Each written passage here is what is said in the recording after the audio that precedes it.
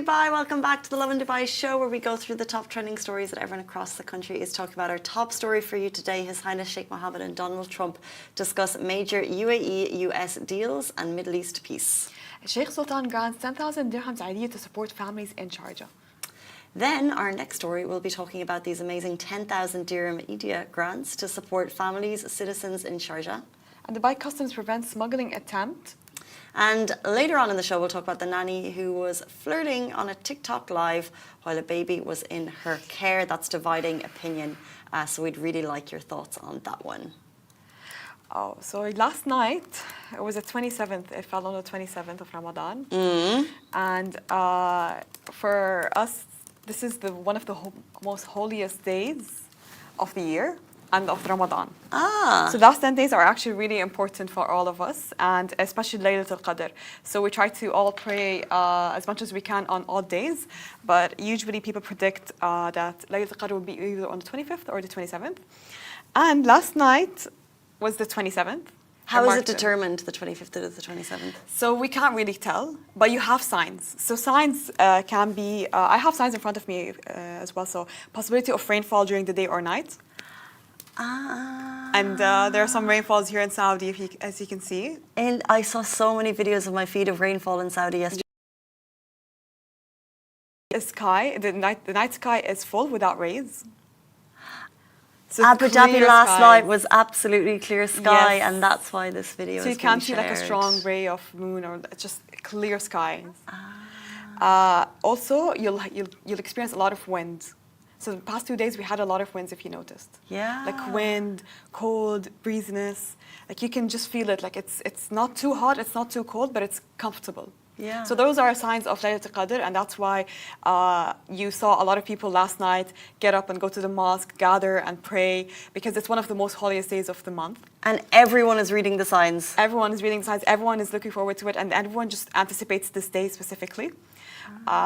So like whether you want to pray at the mosque or want to pray at home, just you notice that everyone is up after 1 a.m., up and praying, making du'as, and we as Muslims believe that God will accept those du'as, inshallah, like hopefully.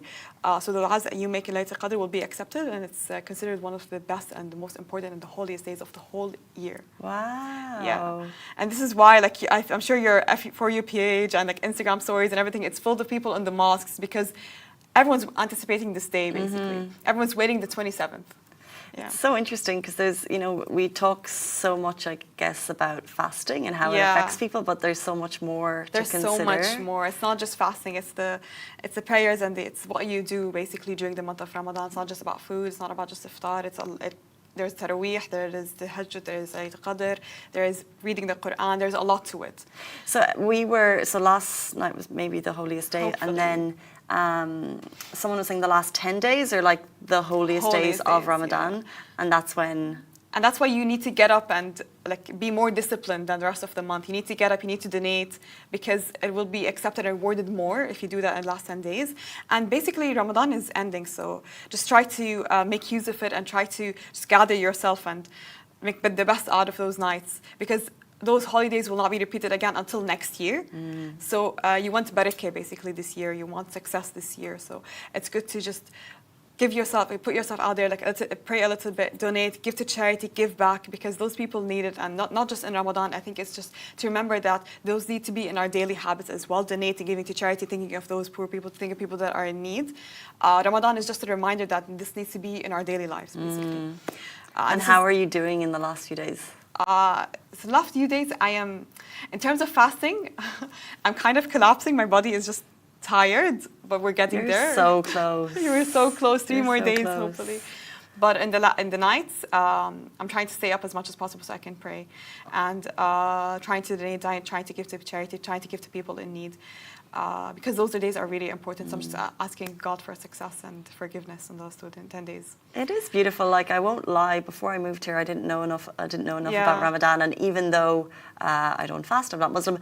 I love that it's a month where people talk about giving back, and it's just a time when, and especially because so many of us learn as you come into a new society, and and you know, you learn about the beautiful parts of Ramadan. So we see more people on the streets giving out. We see more people looking for donations and how they can help. And it's just a time when everyone kind of comes together, regardless of religion, as well in this city. Everyone tries to come together during Ramadan. You see a lot of people gather around together. It's how it is in Ramadan. It's how the habits are. But I think it's also a reminder for all of us just to maintain those kind of habits and those things that we do during Ramadan to the rest of the year. And this is also the things that we learn from Ramadan: discipline, forgiveness, giving back, staying on your path in terms of religion, not being rude to people, being very nice, being forgiving, just being a good person and being on your best behavior throughout the year. So for me, Ramadan is like a form of discipline. The staying on your path in terms of religion is so nice. Like it's like the 1 month that kind of like keeps you in check. Keeps you in check. You have to like, don't miss the prayers, don't miss anything. No, it's so interesting, and the more I'm here, the more I learn, you know. And I think it's really beautiful that, you know, we're allowed to learn, and I feel like there's no judgment in case I don't know something, you know. Like I feel like it's a very open conversation. When I don't know this, it's okay. Especially in Ramadan, like we accept everyone. Like if you want to join us on iftar, come join us on iftar. If you want to join us on Sahur, come join us on Sahur. It's not we're not an exclusive kind of thing. This is what Ramadan is all about. So nice. Good morning to everyone tuning in on the live. People are saying happy birthday to someone, and then someone is like, it's not my birthday. Who's saying it's not my birthday? And I take the birthday wishes. I would take it. Like, Eidiyah is like, thank you, it's not my birthday. You're good people. People are just being nice, like in the Ramadan spirit. Exactly, just sending out good vibes. Well, good vibes.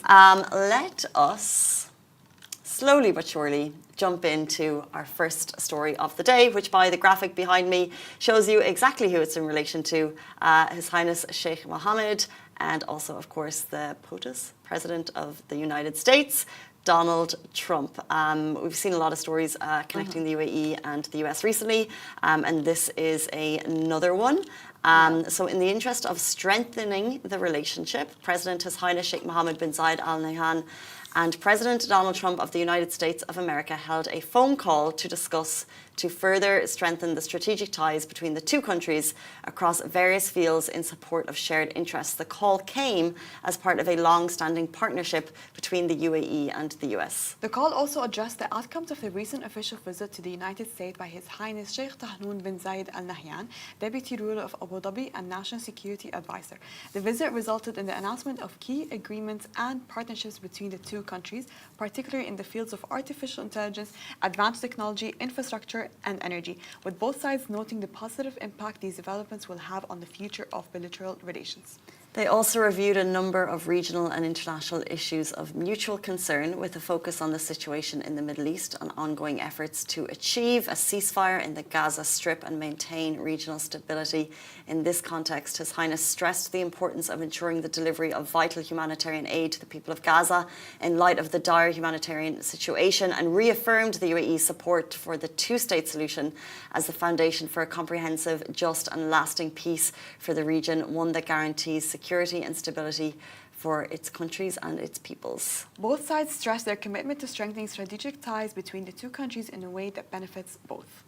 Let's jump into our next story. I saw this, it's relation to Sharjah, but I just thought how amazing. I love this story. So Sheikh Sultan grants 10,000 dirhams Eidiyah to support families in Sharjah. So Sharjah's ruler, His Highness Sheikh Sultan bin Mohammed Al Qasimi, is once again showing his generosity by reportedly giving 10,000 dirhams to Eidiyah to divorced women, widows and people of determination, orphans and retirees in Sharjah. So screenshots of messages from the Sharjah Social Service Department confirms that the funds have already been deposited in the recipients' accounts ahead of Eid al-Fitr. This is for citizens. We should note His Highness Sheikh Sultan is widely respected. He's a much-loved leader for his continued support of the community, from providing scholarships and preserving local culture to offering aid during crises. His latest gesture is another example of his dedication to the well-being of Sharjah residents. I love this story. I think we tend to forget, because when Eid Fitr comes and we're all into ideas and we're waiting for ideas to get it, it's the best tradition of Eid. Tell me about ideas, because even on Twitter I'm seeing like wads of cash and people saying that, how do I even pronounce it? Eidiyah. Eidiyah. Yeah, it's like, Eidiyah. Usually in my family, in our culture, the people that get ideas are women. So my brothers will give me Eidiyah, my dad will give me Eidiyah. Regardless of age?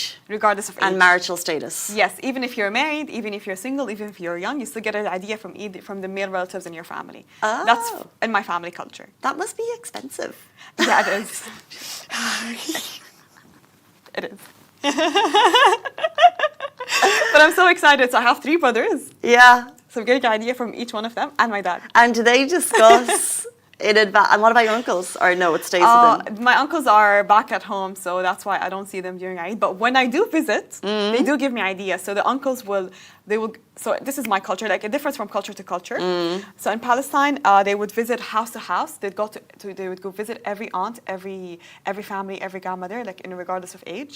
Even grandmothers are getting Eidiyahs? Yes. Wow. So for example, I am staying at my grandmother's house and my uncle comes to visit my grandmother. So he gives her Eidiyah, he gives me Eidiyah, he gives my sister, he gives my mom Eidiyah, and then leaves to the next house. I don't want to be uncouth to discuss money and the value, but like, does it change depending on the age? So like, if you're a child, maybe you get less, and then if you're maybe a teenager, you get the most, and then obviously maybe when you get older, you get less again? No, my sister gets more than me because she's older than me. Oh. Yeah, that's the common fight that we have every morning. I tell my brother, why do you give her more than me? I need the money. What age is your sister? She's 32. And she gets more? She gets more. And you joke with your brother? Yeah. I tell her. Why does she get more? Is that like a tradition? She's older, so she has more needs, basically. That's how we see it. And this is why 10,000 dirhams, like we have more needs, like in terms of necessities, the things that they need in their daily life, for them to use it, you know? Right. Either use it as a gift to buy them something like nice, shiny, or spend on other necessities. Do you have plans for your necessities? My necessities are shiny and lovely and nice and big and grand. Okay, well, I hope you get amazing. So I'm waiting. But this my brother made a public announcement last night, and he was like, "Listen, don't expect too much. Yeah.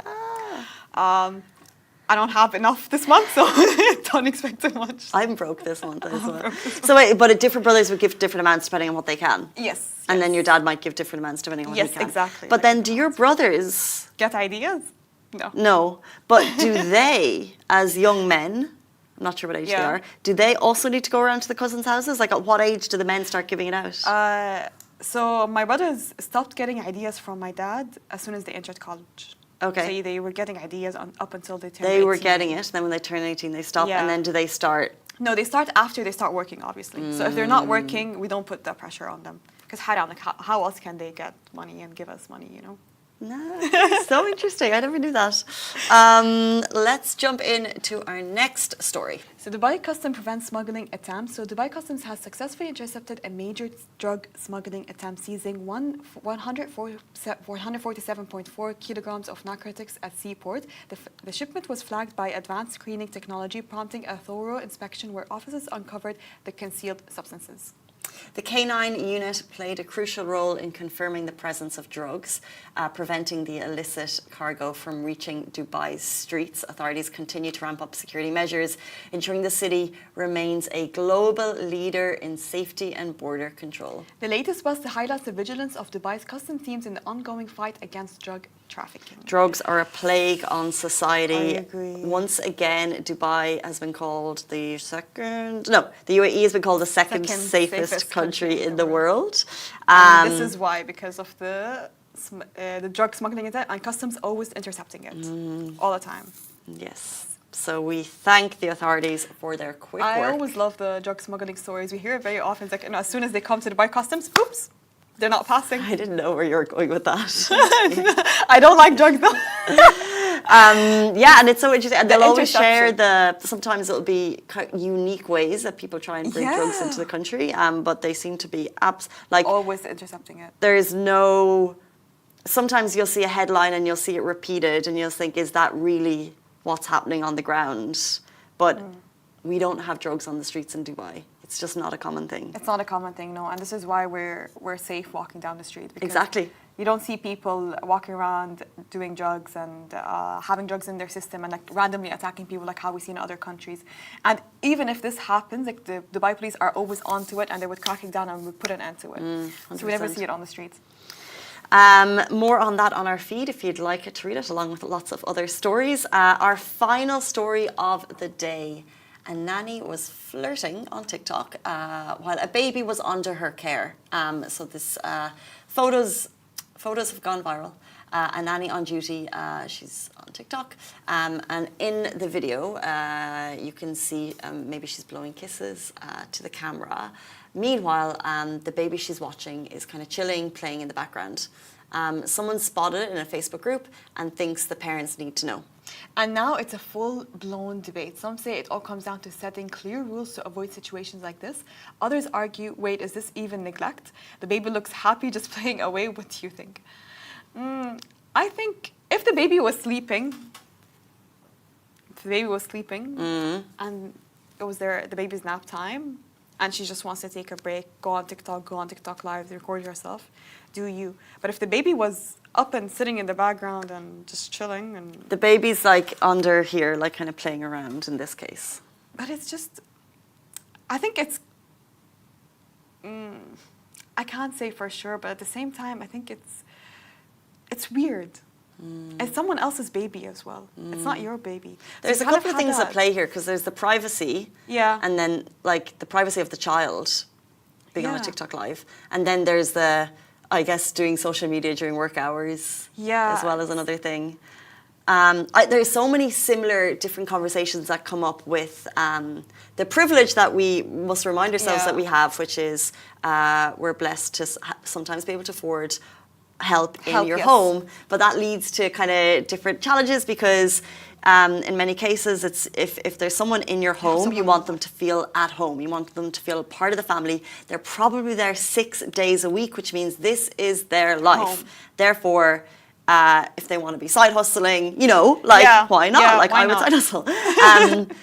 At the same time, it's an employee, and there needs to be strict boundaries between an employer who's paying the visa, who's paying, there is an awkwardness, and there's a power dynamic when you're paying for their livelihood. So there's a couple of things at play. And you're at someone's house, you can't really do that, like open live and expose someone's house, someone's baby, because those people are so dangerous out there. They can track things down through anything, through accounts, through lies, through posts. So I think you have that sense of responsibility, especially if you have a baby on you.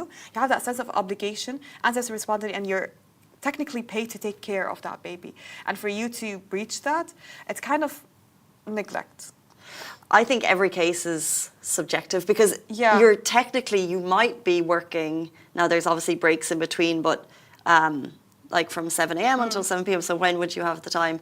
We brought this up yesterday, and someone mentioned that they had a nanny, and a couple of months into the employment, it turned out the nanny had a TikTok account with 18,000 followers. Amazing. However, when she saw the account, the employer could see herself in the videos of the account. No, this is not okay. So I think all of this, actually, we need to lead with logic. If you have an employee, you need to be clear on what your expectations are. So if I had someone in my house, if they want to do TikTok, fine, do it on your breaks. Absolutely, don't have the baby or the family. Don't include me in Don't include me in your. Don't include me. Definitely don't include me. Thank you very much. I would be quite clear on that's where my line is. Don't on your breaks. Absolutely. And the break should be clear. If you have someone working, you have a break. It's fair to have you've got a 3-hour break. It's like in this office. I mean, TikTok maybe blends into our lives, but should you be doing TikToks for your own personal account during work hours? No. On your break? Yeah. After working hours? Yes. Include me in your TikToks for your own personal account? No. I'm not sure. Don't just put the phone in my face. But I think you have to be clear on these things, and just lead with logic, and lead with fairness, and lead with kindness. But I think the nanny broke...